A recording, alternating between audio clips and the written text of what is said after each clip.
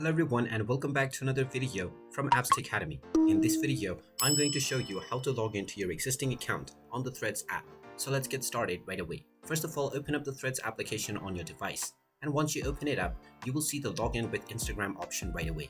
Now, since the Threads application works with your Instagram account, you can just click on this button if you have already logged into your Instagram app. If you have not, then you will be taken into your Instagram application and asked to enter your credentials.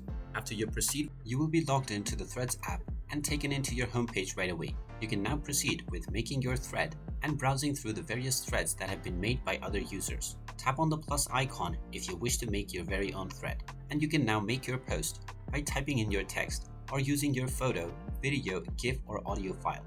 And there you have it. That is how easy it is to log into your existing account on the Threads app. If you find this video helpful, make sure you hit that like button and subscribe to our channel if you haven't done so already. Also ring that notification bell to never miss another update from us. Thank you for watching and I will see you again in the next video.